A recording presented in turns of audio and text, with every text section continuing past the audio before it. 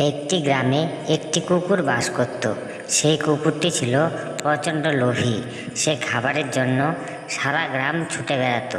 সারা গ্রামে ছোটাছুটি করে সে খাবার খেত। সে প্রত্যেক দিনের মতনই সেদিনও ছোটাছুটি করেছিল। ছোটাছুটি করতে করতে সে একটি গ্রামের মধ্যে প্রবেশ করলো। প্রবেশ করার পরে সে রাস্তার মধ্যে একটি মাংসের হাড় দেখতে পেল। সে মাংসের হাড়টি সে মুখে করে নিয়ে সে অনেক দূরে জঙ্গলে গিয়ে সেখানে বসে রইল। সেখানে বসে থাকার পর সে মাংসটি সেখানে খেলো। মাংসটি খাওয়ার পর তার প্রচণ্ড ঘুম পেয়ে গিয়েছিল। সে একটি গাছের তলায় সে ঘুমিয়ে পড়েছিল।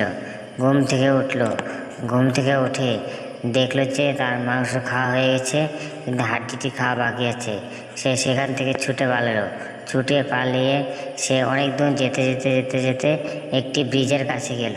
ব্রিজের কাছে পৌঁছানোর পর কুকুরটি দেখলো যে তারই ছায়া জলের মধ্যে পড়েছে। কুকুরটি ভাবতে লাগলো যে তারই মতন দেখতে আরেকটি কুকুর সেই জলের মধ্যে রয়েছে। তারও মুখে হাড় ও কুকুরটিরও মুখে হাড় ছিল। ভাবছে যে তার দুটি মাংস খাওয়া হবে, হাড্ডি। সে কেউ কেউ করতে লাগলো। কেউ কেউ করতে করতে তার মুখ থেকে মাংসের হাড্ডিটি জলে পড়ে গেল এবং জল নড়ে গেল। তারপর সে জলে ঝাঁপ দিল। ঝাঁপ দেওয়ার পরে দেখলো যে কুকুরও নেই, কিছুই নেই। সে অনেকক্ষণ খোঁজাখুঁজি করার পর সেখানে ডাঙায় উঠে আসলো। তারপর কুকুরটি ভাবলো যে তারই ভুল, বেশি চালাকি করতে গেছে। কুকুরটি মনে মনে ভাবলো যে বেশি চালাক হতে গেলে এরকমই হয়।